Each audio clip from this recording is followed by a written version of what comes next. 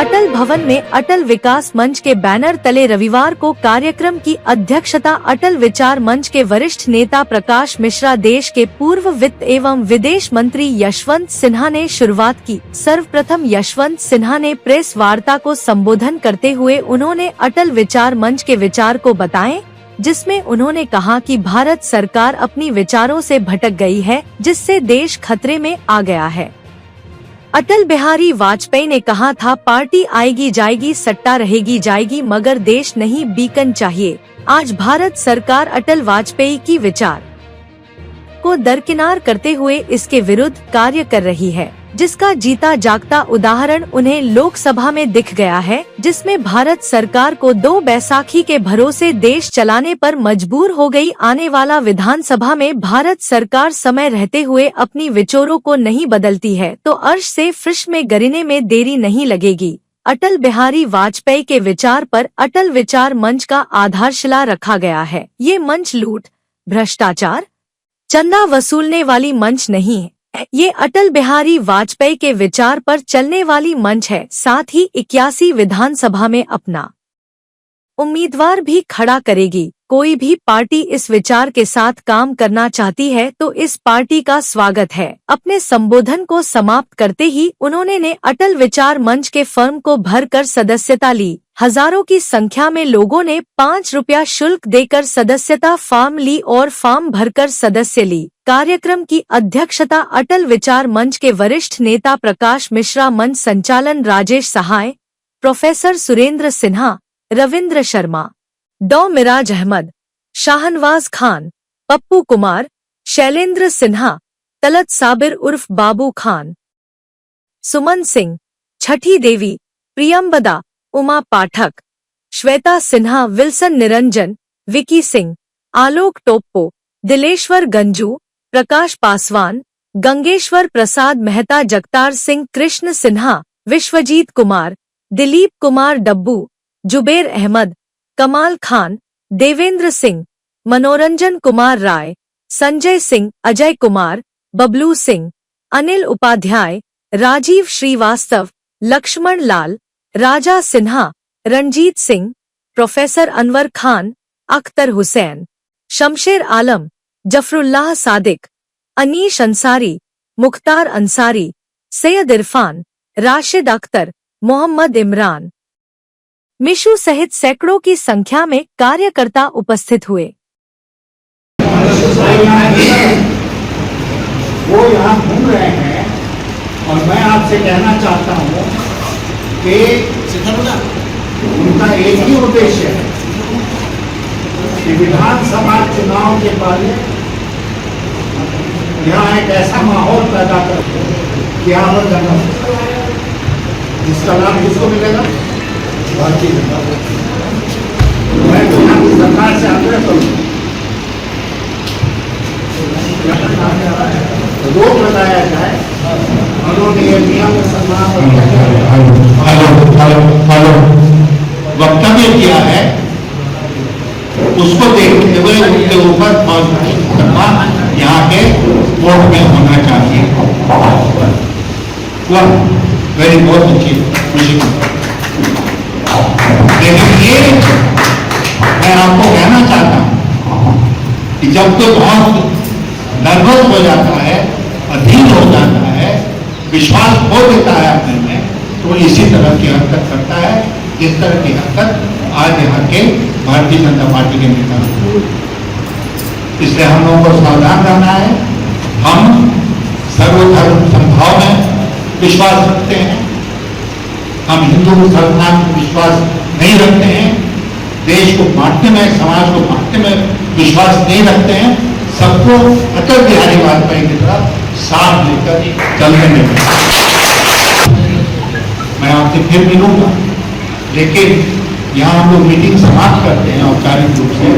राजेश जी उसकी घोषणा करेंगे अध्यक्षीय भाषण के बाद, लेकिन जो लोग मुझसे सवाल पूछने में रुचि रखते हैं वो रुक जाएंगे मुझसे सवाल पूछने। हम सबों को जो अभिभावक है, ऐसे श्रीमान यशवंत सिन्हा सर और साथ ही साथ मातृशक्ति हम लोग की माता स्वरूपा श्रीमती दिलवा सीता जी भी यहाँ उपस्थित है। मैं सबसे पहले आप दोनों के चरणों में प्रणाम अर्पित करता हूं। मित्रों, इस सभागार में हम सभी ज्यादातर पुराने साथी, इसे जो भाजपा के समय से ही काम किए हैं। मैं फिर जो भाजपा का स्थापना काल से 1980 से भारतीय जनता पार्टी में काम किया और सच कहूं तो अटल जी की अध्यक्षता में भारतीय जनता पार्टी बनी थी और अटल जी के विचार से प्रेरित होकर की भारतीय जनता पार्टी का सपना, जो उनकी सपना थी एक मूल्यों पर आधारित राजधानी से जो विचलित हो रही है, तो शायद अपने जीवन काल में ही भारतीय जनता पार्टी को शून्य पर भी देखने का अवसर हम सबों को प्रदान होगा। विस्तार से सर ने सभी बातों पर अपनी विचार रखा कि हम लोग को क्यों विचार आया कि अटल विचार मंच का निर्माण हो। अटल जी का सरकार कैसे एक मंच से सरकार गिर गया, बिकाऊ गांव बाजार में था लेकिन खरीदार नहीं थे। अटल जी उसे समझौता नहीं कर सकते थे कि हम किसी का गलत तरीके से उसका समर्थन लेकर के या धन के बल पर हम सरकार चलाएं। हम जनता के बल पर, जनता के मत से सरकार चलाएंगे। और आज सरकार की क्या स्थिति है, क्या खुलेआम ये संदेश है कि अटल विचार मंच एक राजनीतिक दल है, अटल जी के सिद्धांतों पर आधारित है, जिसकी आज देश को बहुत ज़रूरत है। और चूंकि ये एक राजनीतिक दल है, इसलिए जाहिर है कि जब भी जो भी चुनाव होंगे उसमें हम अपने उम्मीदवार करेंगे। इस विचार में आपने पूर्ण जो विरोध करते हुए एक ही पार्टी का नजर है, वो भाजपा पार्टी का, ठीक है। तो क्या इससे तो अंदाजा लगा रहे कि और भी जो पार्टी है क्या उसके साथ मिल के आप चुनाव लड़ेंगे? इस संदर्भ में हमने भाजपा के बारे में दोष किया, क्योंकि भाजपा अगर अटल बिहारी वाजपेयी के रास्ते पर चलती होती तो इस विचार मंच बनाने की कोई आवश्यकता नहीं है। चूँकि आज की भारतीय जनता पार्टी उस रास्ते से भटक गई है और कई पता नहीं किस अनजान रास्ते पर चल रही है, इसलिए अटल विचार मंच के नाम से इस पार्टी को बनाने की आवश्यकता पड़ी। और जहाँ तक दूसरे दलों का सवाल है, अगर कोई मित्र दल बनता है हमारा, कोई हमसे बात करना चाहते हैं तो निश्चित रूप से बात करेंगे। राजनीति में कोई अछूत है, इसमें हम विश्वास नहीं। आने वाले विधानसभा चुनाव में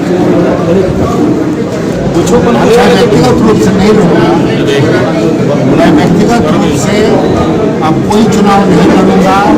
मैंने पहले भी घोषणा कर दी थी कि राष्ट्रपति के चुनाव लड़ने के बाद अब कोई चुनाव मेरे लिए महत्वपूर्ण नहीं है, इसलिए व्यक्तिगत रूप से मैं कोई चुनाव नहीं लड़ूंगा, लेकिन हमारे साथी चुनाव लड़ेंगे। इस चुनाव जब संपन्न हो जाएंगे, आपके पार्टी को कोई विधायक मिलेगा, किसी अन्य राजनीतिक दल से आपकी गठबंधन होगी? जैसे आपका कोई विधायक बनता है सरकार बनाने के पहले तो सबसे बड़ी चुनौती है कि हम अपने लोगों को चुनाव में जिताएं, आगे बढ़ाएं, और उसका देखते हैं क्या परिस्थिति होती है, उसके बाद उस पर विचार करें। अटल विचार मंच में क्या पूर्व संसद की भी सहभागिता रहेगी क्या? इस मंच में क्या पूर्व संसद की भी सहभागिता रहेगी क्या? यहाँ तो कई पूर्व सांसद हैं, उन पर निर्भर करता है। नहीं, हम साफ तौर पे बता रहे हैं, क्या जयंत सिन्हा जी भी? उनसे हमारी कोई बात नहीं है, आएंगे तुमसे।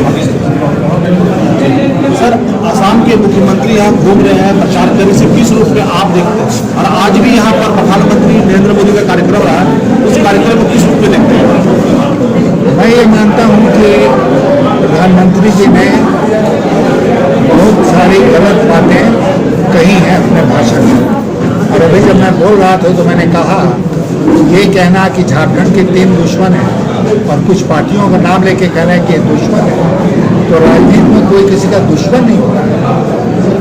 प्रतिद्वंदी हो सकता है, चुनाव एक दूसरे के सामने आदमी लड़ता है, लेकिन विपक्ष का भी उतना ही महत्व होता है लोकतंत्र में जितना सरकारी पक्ष है। तो ये प्रधानमंत्री जी की बातें बिल्कुल बेमानी है।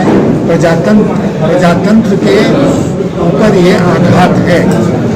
और मैं एक बात और कह दूँ, आपने असम के मुख्यमंत्री के बारे में पूछा, वो इतना अनाप शनाप बयान दे रहे हैं यहाँ पर आके।